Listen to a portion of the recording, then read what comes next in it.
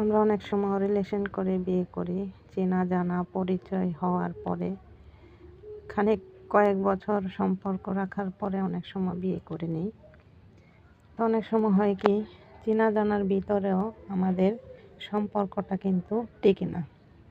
আমি কিন্তু জেনে শুনে সম্পর্ক করলাম, তাও কিন্তু টিকে না।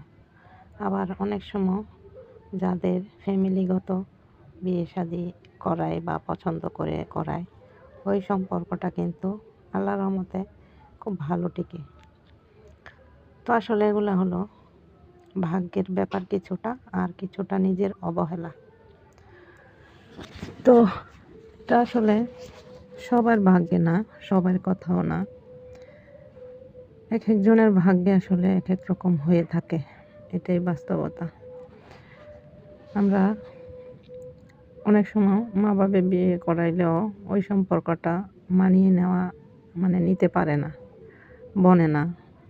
স্বামী স্ত্রীর সাথে বনে না, স্ত্রী স্বামীর সাথে বনে না, বনাবনি না হওয়ার কারণে অনেক সম্পর্কগুলো নষ্ট হয়ে যায়।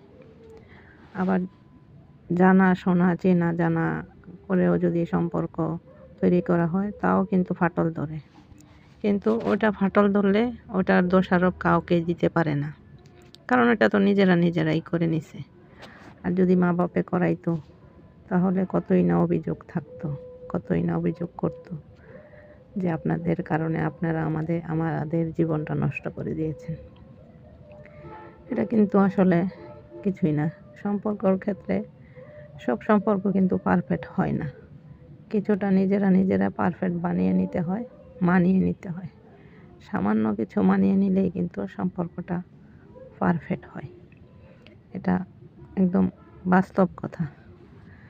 কিছুটা নিজেরা ট্রাই করে দেখবেন, তাহলে দেখবেন যে সত্যি পারফেক্ট হয়, যদি একটু মানিয়ে নেওয়া যায়। আবার কিছু কিছু ক্ষেত্রে সম্পর্ক ভাঙার কারণও আছে অনেক কিছু, যেমন ইগো থাকে বেশি।